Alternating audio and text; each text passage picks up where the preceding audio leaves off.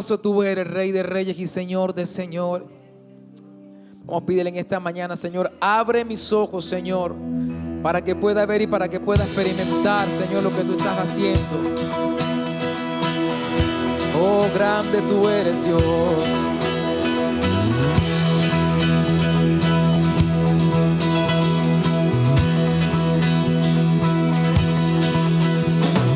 Abre mis ojos, oh Cristo. Abre mis ojos, Señor. Yo quiero verte. Yo quiero verte.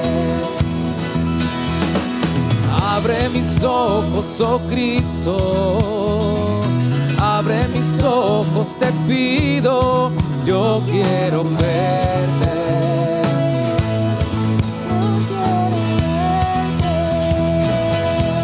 Yo quiero verte enaltecido, oh Dios, radiante en toda tu gloria.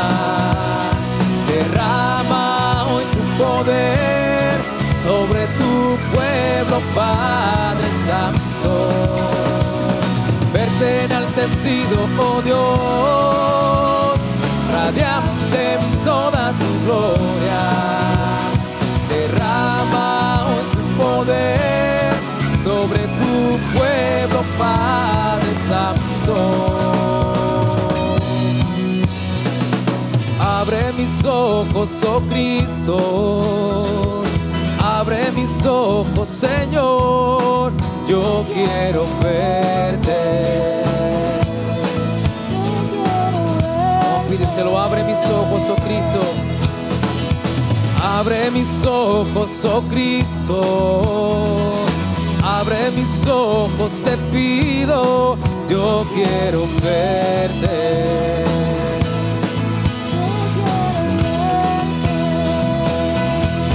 Yo quiero verte enaltecido, oh Dios, radiante en toda tu gloria. Derrama hoy tu poder sobre tu pueblo, Padre Santo. Verte enaltecido, oh Dios, radiante en toda tu gloria. Derrama tu amor y poder.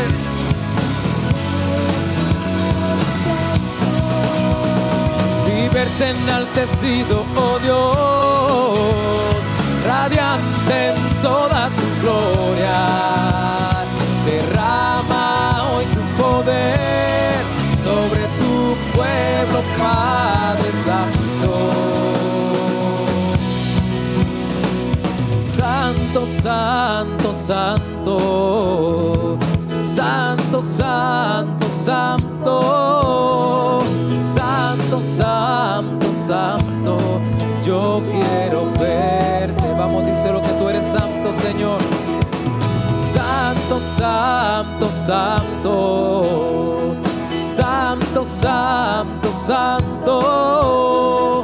Santo, santo, santo. Yo quiero verte. Solo tú eres santo, Dios. Santo, santo, santo. Santo, santo, santo. Santo, santo, santo. Yo quiero verte. Oh, solo tú eres santo, Dios. Díselo que solo tú eres santo, Rey. Yo quiero verte y contemplar tu majestad y el resplandor de tu gloria. Derrama hoy tu poder sobre tu pueblo, Padre.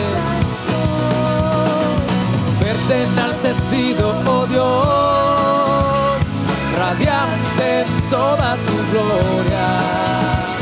Derrama hoy tu poder.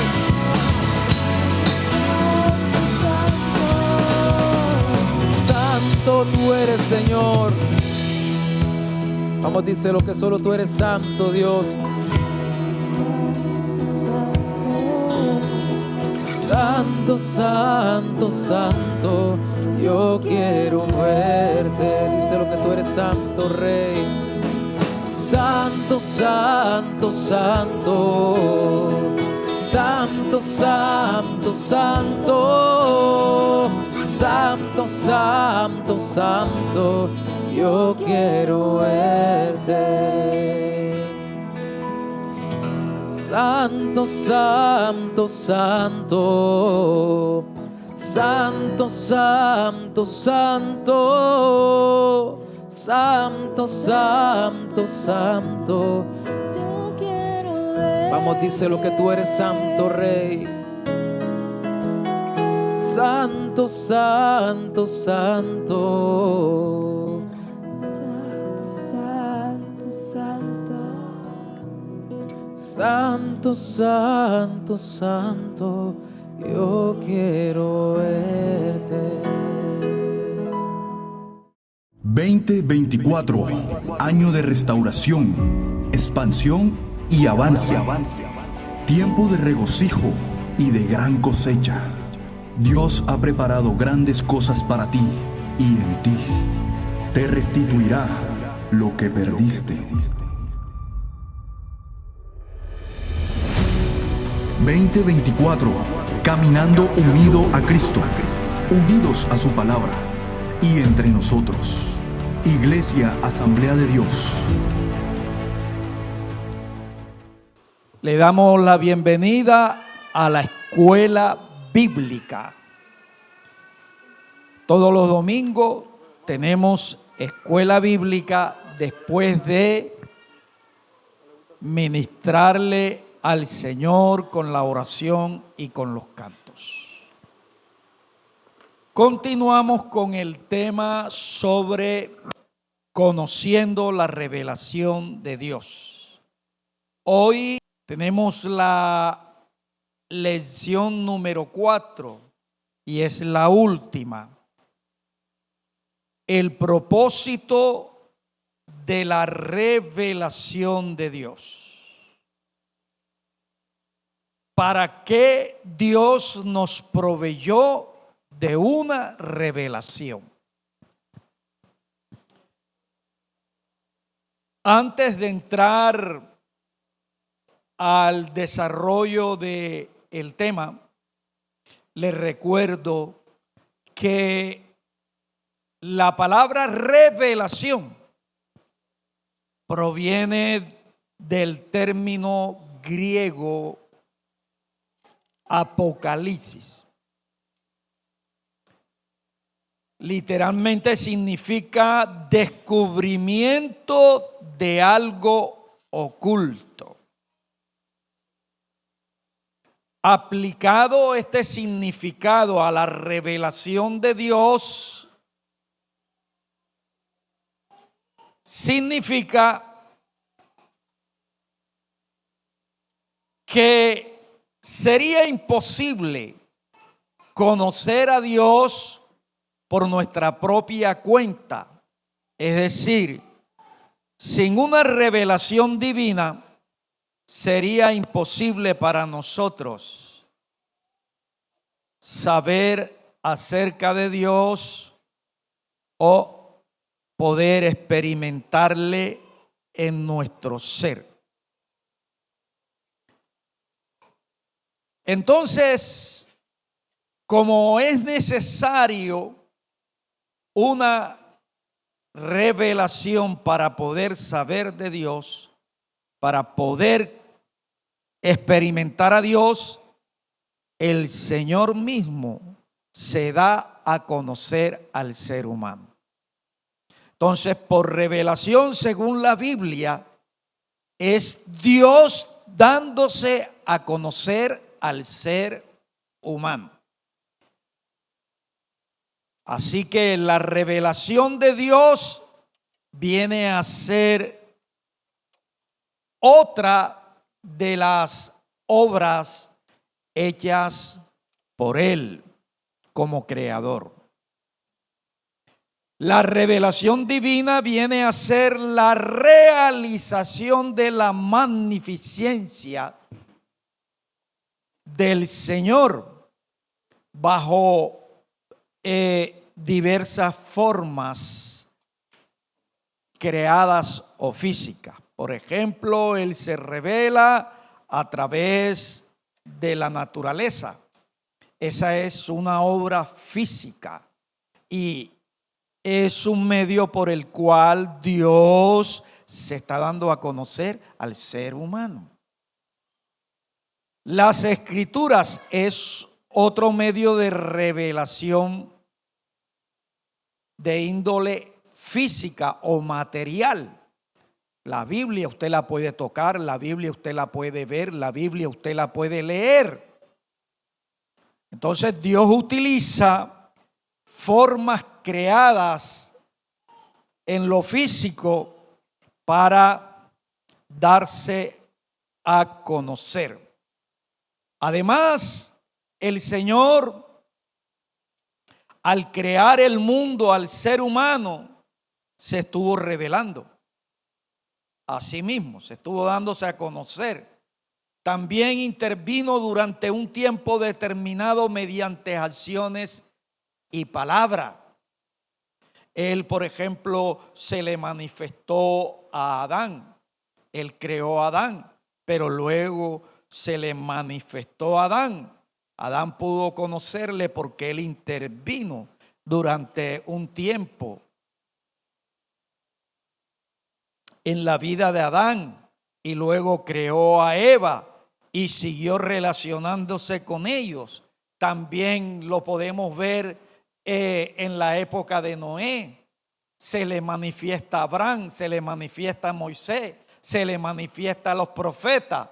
A través de Abraham crea un pueblo y se le revela a ese pueblo y lo usa como instrumento de la revelación. Él escogió a personas determinadas como instrumento de la revelación y por último encarnó como Cristo Jesús. Resumiendo lo dicho, tenemos como definición la palabra revelación, que es la obra de Dios por medio de la cual Él se da a conocer al ser humano. Entonces, ¿para qué Dios nos proveyó de una revelación? Debemos tener en cuenta que Dios nada hizo al azar. Dios nada hizo por capricho. Todo lo que Él hizo fue primeramente diseñado. Todo lo que Él hizo fue parte de un plan que Él diseñó en la eternidad antes que existieran todas las cosas físicas, o sea, visibles y también invisibles. Eso nos quiere decir que Dios es un Dios de propósito. Es decir, que todo lo que Él ha creado responde a un plan suyo. Tiene una finalidad, tiene una razón de ser.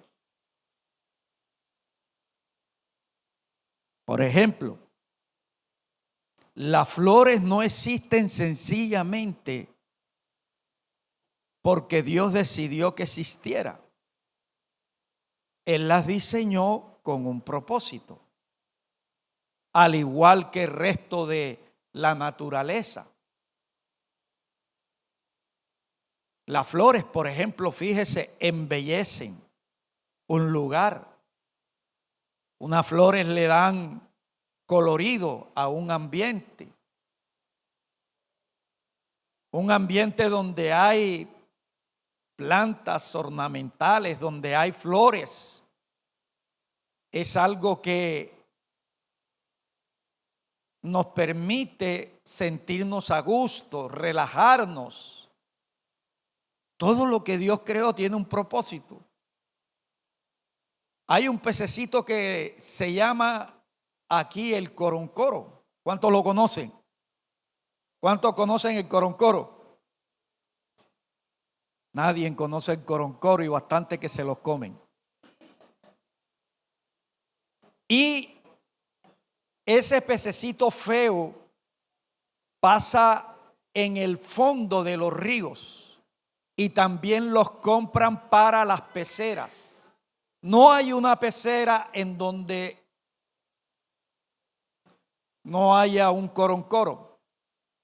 ¿Por qué se usa el coroncoro? Porque Dios lo creó para que limpiara de basuras el fondo de los ríos. Él es el que se come el excremento que botan los otros peces. Y muchos se los comen. Y dicen, sabroso. El cerdo, Dios lo hizo con un propósito. En el Antiguo Testamento el Señor le prohibió a los israelitas que comieran cerdo. No era una ley moral, era una ley de sanidad. Dios le prohíbe que comieran cerdo porque es un animal que se alimenta de basura. Es un animal que pasa donde está el sucio, los charcos, las aguas negras. Si usted ve, coge el cerdo, lo lava y a la vuelta de unos escasos minutos está otra vez bañándose en el lodo. Y lo ve usted que si no se tiene cuidado, cualquiera cosa que encuentra se la come. Come de todo. Porque ese lo hizo Dios con un propósito. Ese es el recolector de basura de la naturaleza. Él es el que limpia. Entonces, todo lo que Dios creó responde a un propósito. Propósito tiene que ver con la pregunta ¿para qué? Así que Dios crea al ser humano con un propósito.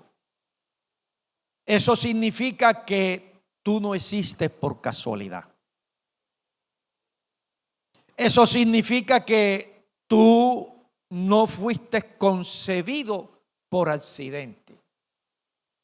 Algunos nacieron no de la manera de vida, o sea, como resultado de un matrimonio. Algunos nacieron por un accidente sexual de papá y de mamá. Pero eso no significa que vino a esta vida por accidente. Aún Dios aprovecha los errores que nosotros cometemos para traer a existencia lo que ya Él en la eternidad planeó antes que las cosas existieran. Así que tú estás aquí en este mundo porque fuiste primeramente diseñado por Dios. Él dice que te amó desde antes de la fundación del mundo. Eso quiere decir que toda persona que nace físicamente es porque Dios primeramente lo diseñó. Y Dios lo diseña porque lo amó. Ahora, entre 12,000 personas aproximadamente, Dios te escogió a ti. Me explico. En el esperma humano, cuando se deposita en el útero de la mujer, aproximadamente hay de 11 a 12 millones de espermatozoides. Y cada uno de esos espermatozoides es una persona que puede nacer. Y entre esos tantos, posiblemente ahí estaba Julio, ahí estaba Marco, ahí estaba Mateo, ahí estaba Lucía, ahí estaba Marco. Pero sin embargo, de tantos ellos, en vez de Dios darle lugar a que naciera otro, Él te escogió en el vientre de tu madre. Eso es lo que quiere decir escogido en el vientre de tu madre.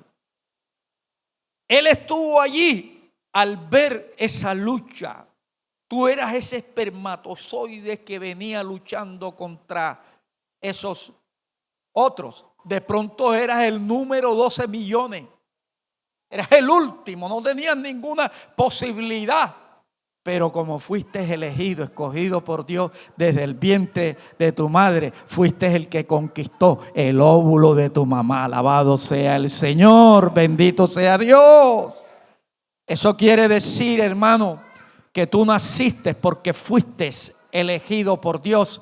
Tú naciste porque Dios tiene un propósito contigo. Tú naciste porque desde el vientre de tu madre eres un conquistador. Eres una conquistadora. Alabado sea Dios. Y por eso dice la palabra que todo lo puedes lograr. Porque todo lo podemos en Cristo Jesús. Amén. Porque desde el vientre de tu madre Dios te hizo un conquistador. El hecho que hayas conquistado el óvulo de mamá, eso te convirtió en un conquistador, y Dios te trajo a este mundo para grandes cosas, para que conquistes lo de Él para tu vida. Alabado sea Dios. Para que conquistes lo de Él para tu hogar. Alabado sea Dios. ¿Cuántos lo creen? Para que conquistes lo de Él para esta iglesia. Alabado sea Dios. Para que seas un instrumento en sus manos, a fin que lo de Él se dé también en aquellos que han de creer por la predicación de la palabra.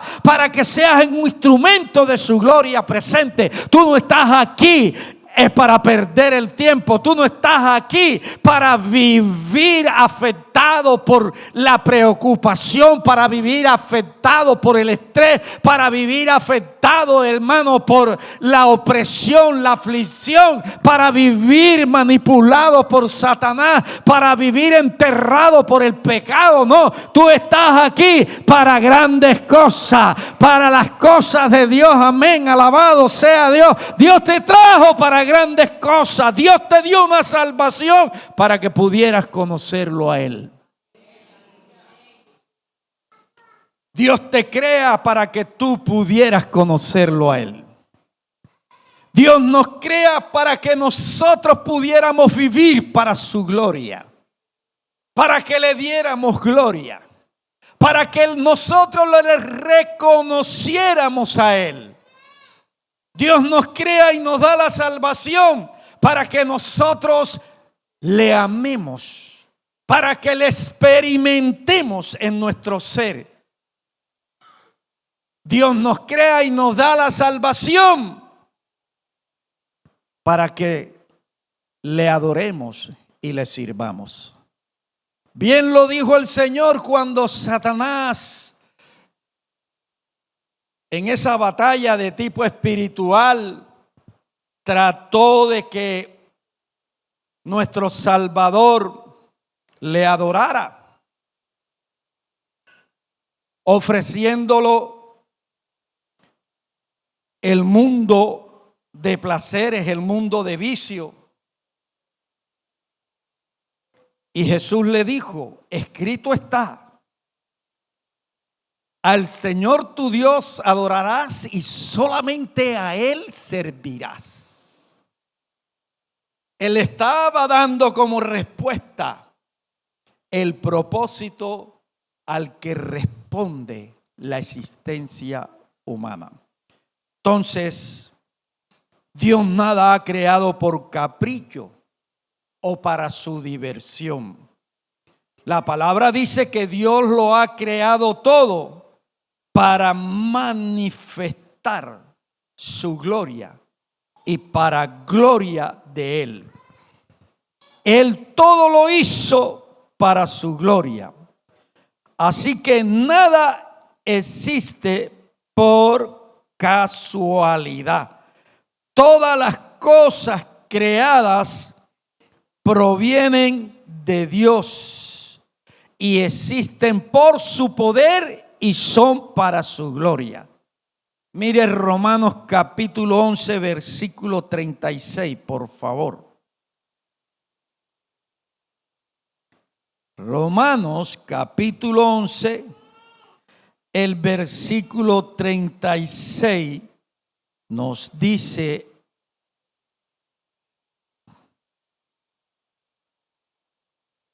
de la siguiente manera: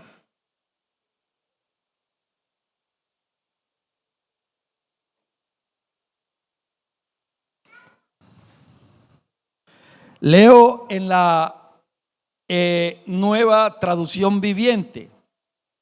Pues todas las cosas provienen de Él y existen por su poder y son para su gloria. A Él sea toda la gloria por siempre. Amén. Así que la vida, el ser humano y la creación son una obra que proviene del Dios único y verdadero. Todo argumento, toda teoría contraria a esta declaración de Dios es falsa. Y todo aquel que cree que la vida y el ser humano se originó por generación espontánea o por una explosión llamada Big Bang, es una gran mentira satánica que ha difundido el ateísmo. Porque todo fue hecho por un creador.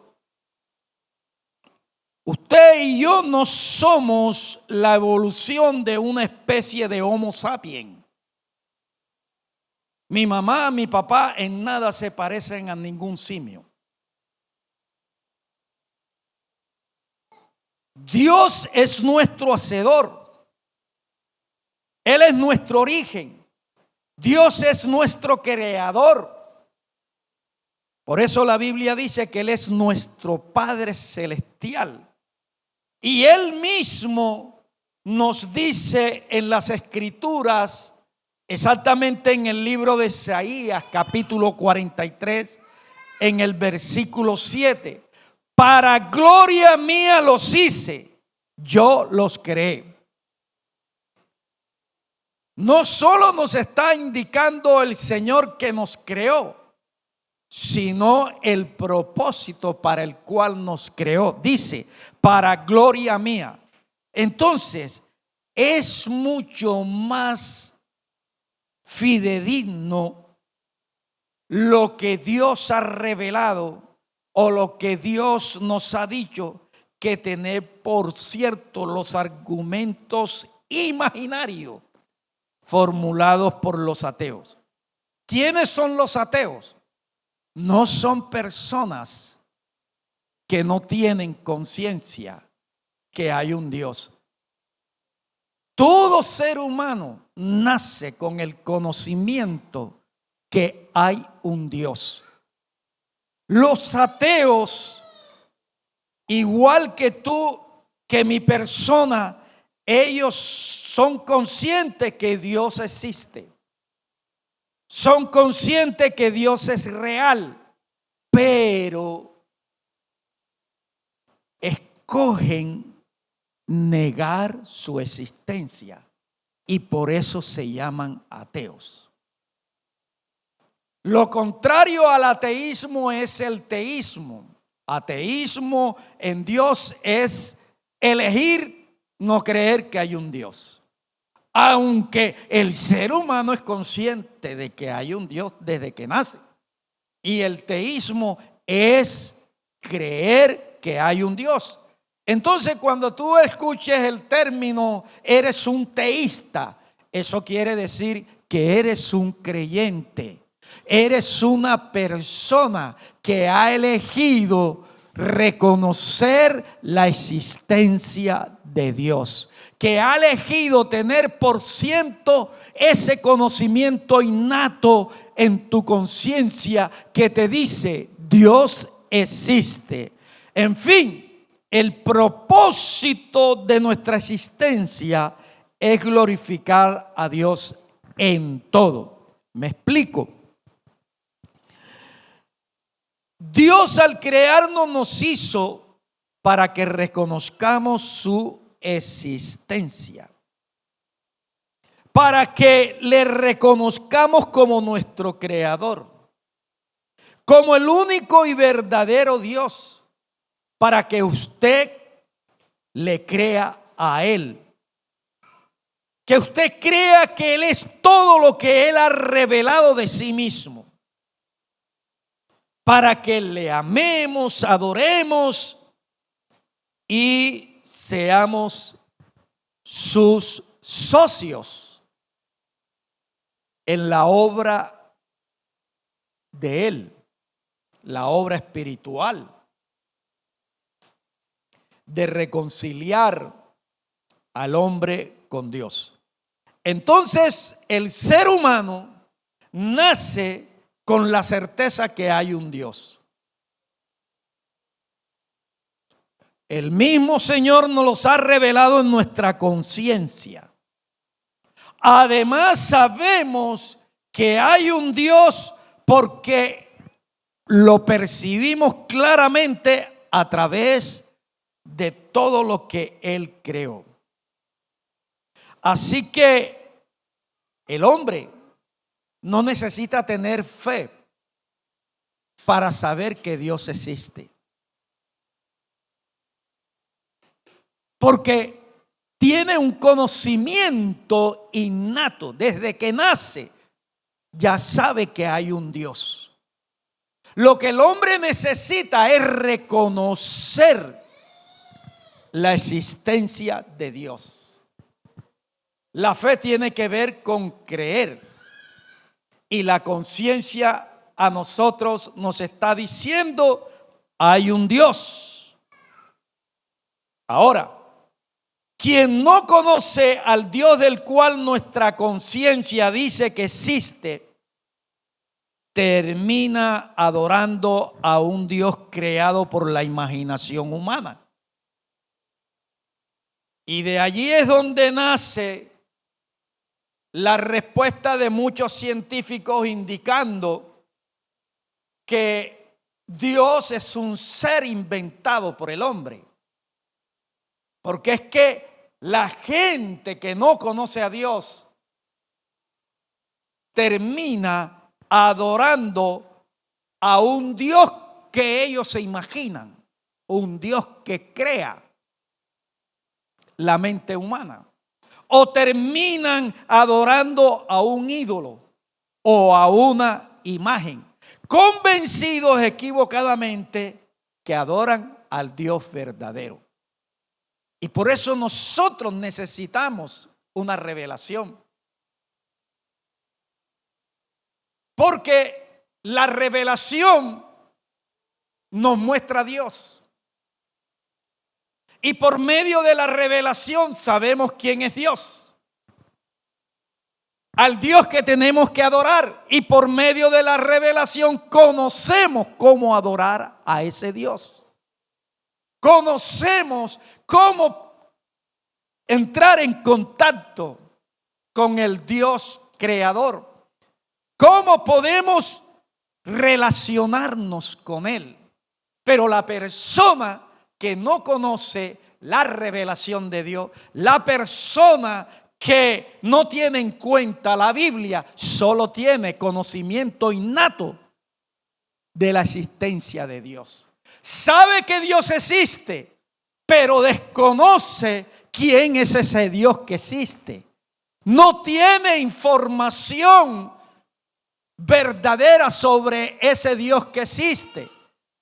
Y como sabe que hay un Dios desde que nace y tiene la necesidad de adorar a ese Dios, de relacionarse con Dios, termina inventando un Dios y lo hace de una figura de yeso, de madera, de hierro o cualquier otro metal, y comienza a adorar a esa figura convencido, repito, equivocadamente, que está adorando a Dios.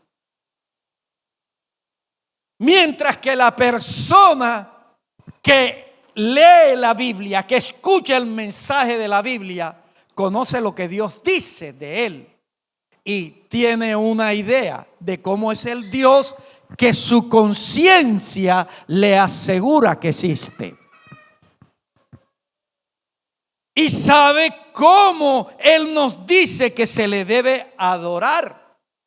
Por eso el Señor le dijo a la samaritana: ustedes adoran a quien no conocen. Ellos sabían de que había un Dios, incluso tenían conciencia, como lo dijo la samaritana. Sabemos que vendrá el Mesías y Él nos hablará acerca de Dios. Y el Señor le dijo: vendrá la hora cuando los verdaderos adoradores van a adorar no solo en este lugar, no solo en este monte, no solo en Jerusalén, sino en todas partes, porque Dios busca verdaderos adoradores. Él busca personas que le adoren en espíritu y en verdad.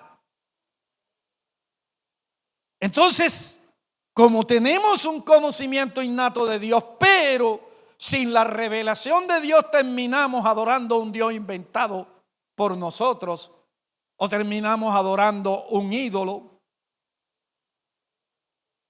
Dios nos provee de una revelación. Así que sin una revelación nosotros no podemos llegar a cumplir el propósito para el cual Dios nos crea, que es darle gloria a Él. Y darle gloria a Dios tiene que ver con reconocerle como el Dios único, como el creador. Tiene que ver con amarle, adorarle, servirle. Por medio de la revelación, nosotros no solo adquirimos conciencia, sino que tenemos conocimiento de quién es Dios, cómo es Él, de su mensaje, cuál es su propósito para contigo, para conmigo, para con la humanidad, acerca de la creación del ser humano, del estado espiritual del hombre, de la necesidad del perdón de Dios, de la necesidad de una salvación. Ahora, usted y yo tampoco podemos amar de verdad a Dios si primero no nos relacionamos con Él y le experimentamos. Porque no se puede amar a quien no se conoce. Necesitamos primero conocer a Dios para poder amarle. Él nos dice: amarás al Señor tu Dios con todo tu corazón, con toda tu alma, con toda tu mente, con toda tu fuerza. Pero ¿cómo voy yo a llegar a amar a alguien que no conozco? Para poder amarlo, primero tengo que conocerlo. Y conocerlo no solo en el sentido intelectual de tener información acerca de esa persona, sino relacionarme con esa persona. Note cómo comienza el hombre a amar a otra persona. Primero lo ve y hay algo en su aspecto físico que le agradó. De pronto el color de sus ojos, De pronto el cabello. Algo le atrajo. Y esa atracción lleva a un contacto. Comienza, mucho gusto, fulano de tal, mucho gusto, fulanita. A medida que se van relacionando, ese enamoramiento se va creciendo como quien infla un globo de esos inmenso. Y va sintiendo el deseo de estar más con esa persona. Pero luego, al casarse, ya el enamoramiento pasa a otra etapa, a la del amor. Estar enamorado es una cosa y amar es otra cosa. Una persona puede estar enamorada y no soportar el ronquido de esa persona cuando ronca como un tigre. Una persona puede estar enamorada y puede terminar divorciada. Por eso es que después del enamoramiento hay que buscar amar. Porque cuando el enamoramiento desaparece y no hay amor, ya esa otra persona está de más en la vida de aquel cuyo enamoramiento se extinguió. Ya le huele a feo. Ya todo lo que habla le cae mal. Si está en la casa le dice, busca algo que hacer. Ves a pasear. Distráete un rato. Por eso es que hay que amar. Porque el amor es lo que hace que soportemos el error de otra persona. El amor es lo que hace que pasemos por alto los errores de otra persona. El amor es lo que hace que perdonemos las ofensas de esa otra persona. Ay, no, niña, yo no soy como tú. Imagínate, este hombre te fue infiel con la vecina, la misma amiga que tuya. Ay, no, qué bochorno. A mí me hace el esposo mío eso y no solo lo voy dejando. Pago para que le den balín. ¿Y tú cómo te aguantas eso? Yo no aguanto eso, mi hermanita. No, yo no aguanto eso. ¿Y tú cómo lo aguantas? Ay, es que yo le amo. Ay, qué tonta, mira, tú le amas. Ay, es que el amor todo lo perdona. El amor todo lo sufre. El amor todo lo soporta. Esas personas que usted ve que pasan de pareja en pareja en pareja, el problema no es la pareja, el problema está en el corazón del que se fastidió del otro. No hay amor, hay enamoramiento. Y el enamoramiento es algo, hermano, que tiene límite. Eso se extingue. ¿Sabes cuándo se apaga el estar enamorado? Cuando tú pasas por un almacén y ves de pronto esa prenda de vestir que te llamó la atención, pasas enamorado. La viste y pasaste, no la compraste, pero de pronto al día siguiente estás cerca del almacén y vuelves y pasas por allí. Voy a pasar aunque no la voy a comprar para verla. Y a veces hasta la persona se detiene a ver el vestido y entonces comienza a imaginar, voy a comprarla. ¿Por qué la vas a comprar? Porque me gusta. Y como me gusta, quiero tenerla. Pero otra cosa es después que tiene la prenda. Ya no siente la misma atracción. La primera vez se la puso, así como me puse yo ahora esta camisa, entusiasmado. La segunda vez ya no será lo mismo. La tercera vez ya no será lo mismo. Cuando ya la veo que me la pongo 5, 7, 8 veces, a veces la archivo y la tiro ahí. ¿Sabes? Porque enamoramiento es algo que tiene límite. El enamoramiento se va después que tú adquieres aquello que estás queriendo. Y por eso al enamoramiento hay que añadirle el amor. Señor, ayúdame a amar a este hombre difícil. Yo no sabía que él era así difícil, pero ahora es que me doy cuenta que es difícil. Ayúdame a amarlo porque hay muchas razones.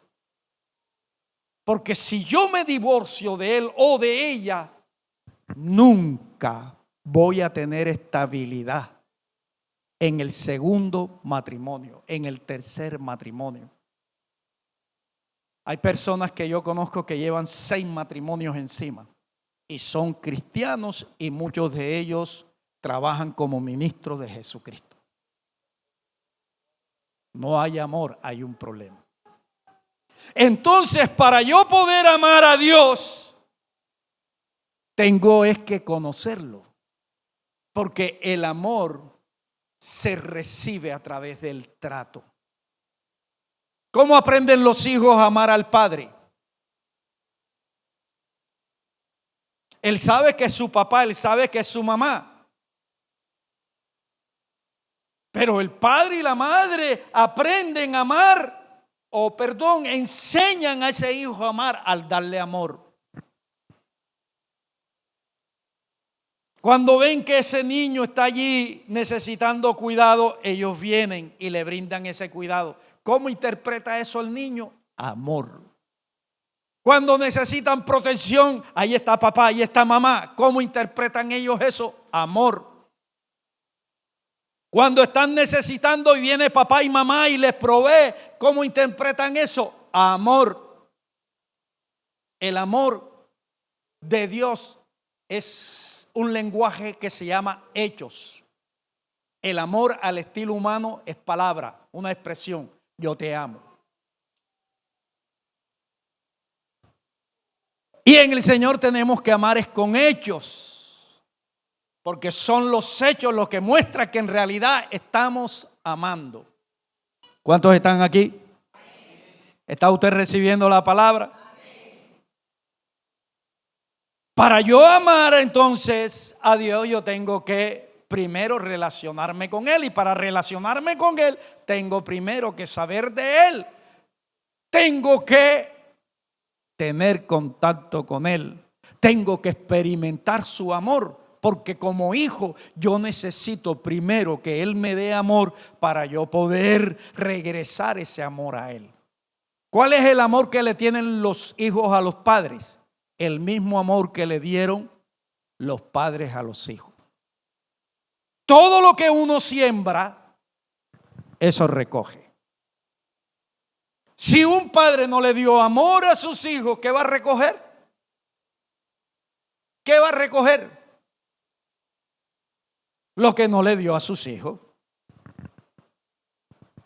Porque el amar es algo que nosotros damos y recibimos y luego devolvemos. Es algo que no se puede quedar allí. Nota que hay personas que están enamoradas calladas, pero no pueden, por mucho que estén callados allí enamorados del otro, de la otra, no pueden aguantar eso que está dentro. De alguna manera tiene que salir. Entonces, si no se lo dicen al chico o a la chica, vienen y se lo dicen al amigo, a la amiga. A mí me gusta fulanito, a mí me gusta sutanito. ¿Hay alguno que está aquí enamorado, callado, de los solteros? No se reprima, explote y dígaselo a esa persona. Dígale en el nombre del Señor: hombre, tú me gustas, ya, hasta ahí.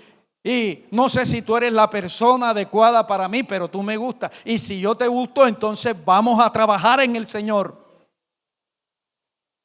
Vamos a orar para que Dios nos guíe.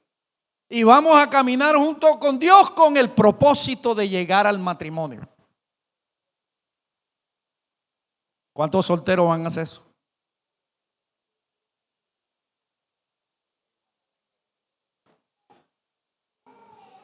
Así que No se puede amar a quien no se conoce. Amar a Dios implica una conexión, una relación, un trato con Él. Primera de Juan, el capítulo 4, el 8:21, versículo nos dice: el que no ama no ha conocido a Dios. Entonces, en este versículo podemos notar que para poder amar a Dios primero tenemos que ¿qué? Que conocerle. Entonces, el que no ama no ha conocido a Dios. Para mejor comprensión, cuando la Biblia nos habla de amor, no se está refiriendo al tipo de amor erótico. El amor erótico es el amor de atractivo, que a simple vista te gustó esa persona por algo en su aspecto físico que te fascina, que te vuelve loco, que te vuelve loca. Algunos sienten atracción por otra persona por la colonia que usan. Yo digo, Dios mío, ¿cómo está el mundo de perdido? Se enamoran solo por la colonia que usan. No porque me gusta el olor de la colonia, y cuando ya no tiene plata para echarse esa colonia, hasta ahí llegó. Divorcio. Ya no te quiero más, dame el dedito y no me hables más. A su nombre. Entonces, mis amados, el que no ama no ha conocido a Dios. Lo que quiere decir que la persona que conoce a Dios es la que llega a amarle y es la que llega a amar. Porque cuando nos relacionamos con Dios recibimos de Él amor. Dice la palabra que Él derramó su amor en nosotros, en nuestro corazón, por el Espíritu Santo. En el momento que tú recibiste a Cristo, Dios derramó de su amor en ti. Tu compromiso es llevar ese amor a crecimiento. Y ese amor lo llevas a crecimiento dependiendo de tu relación con Dios. Dependiendo de tu obediencia a la palabra de Dios. Cada vez que tú estás con Dios, estás mostrando que le amas. Cada vez que tú estás poniendo en práctica la palabra, estás mostrando que le amas. Mis ovejas oyen mi voz y me siguen. En esto conocerán quién es el que me ama. El que guarda mi palabra, ese es el que verdaderamente me ama. Por eso es que la palabra nos está diciendo que el que no ama no ha conocido a Dios. Entonces, la vida espiritual o la vida eterna consiste en conocer a Dios. El propósito al que responde la revelación de Dios para nosotros es que lleguemos a conocerle a Él. Conocer de manera intelectual, pero conocerle también de manera experimental. Ahora la palabra nos dice que Dios nos crea para que le adoremos, pero no podemos glorificar a Dios a través de la adoración sin antes nosotros saber quién es Él. Sin antes relacionarnos y experimentarle en nuestro ser. Por eso, repito, Jesús le dijo a la mujer samaritana que ella adoraba. Y los samaritanos a quienes no conocían. Y que Dios busca verdaderos adoradores. Entonces, cuando usted y yo estamos cantando, eso no significa que es una adoración a Dios. Sencillamente estamos cantando. Pero ¿qué convierte ese canto en una adoración a Dios? Cuando usted lo está haciendo bajo las indicaciones que Dios nos dice en su palabra. Porque cantarle a Dios no es adoración. Un canto es un medio de adoración, que es otra cosa. Es algo que yo utilizo para ministrar, para exaltar a Dios. ¿Cómo puedo decirle a Dios exaltaciones a través de palabras? ¿Cómo puedo decirlo a través de una poesía? ¿Cómo puedo hacerlo a través de un servicio a Él? Como por ejemplo ofrendar, diezmar, hacer otra obra dentro de la iglesia, colaborar con otra obra de la iglesia. Estoy utilizando esos medios para expresar mi adoración a Dios. Entonces, si usted canta al Señor, pero si no lo está haciendo como Dios lo dice en la Escritura, eso no es adoración. Estamos creyendo que estamos adorando como la persona que tiene conciencia de que hay un Dios, pero no conoce a Dios y está adorando a un ídolo y cree equivocadamente que está adorando al Dios correcto.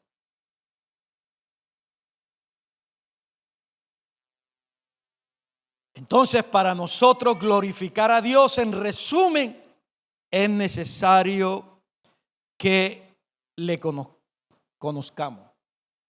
Le damos gloria a Él en la medida que le conocemos. Y conocer a Dios empieza con oír su mensaje. Número 2, creer su mensaje. Y número 3, recibir a Jesucristo. Y en la medida que nos relacionamos con Dios, entonces le vamos conociendo. Un niño no conoce inmediatamente a su papá, a su mamá, sino que en la medida que ese niño se va relacionando con sus padres, le va conociendo. Una esposa, un esposo no conoce inmediatamente a su pareja en el tiempo de enamoramiento. En el tiempo del noviazgo conoce una parte. Después que se casa es que conoce que tienen un lunar en una parte del cuerpo que no logró verlo en el noviazgo. Cuando se casó es que se dio cuenta el carácter real de esa persona. Entonces, hermano, en resumen, la revelación de Dios cumple varios objetivos. En primer lugar, el propósito del Altísimo es darse a conocer al hombre como creador y proclamar su gloria. Ese es el propósito general para el cual Dios se nos revela, darse a conocer al hombre como el creador, como el Dios único y proclamar su gloria. Así que la vida humana y la vida eterna responden a esta finalidad, conocer a Dios. Así lo declara el Señor en el Evangelio de Juan, capítulo 17, versículo 3. Y esta es la vida eterna, que te conozcan a ti, al único Dios verdadero, y a Jesucristo, a quien tú has enviado. Iglesia Cristiana Asamblea de Dios, un altar de oración, adoración y alabanza. Somos una congregación donde el poder de Dios se manifiesta y un altar que comunica la sana doctrina de Dios.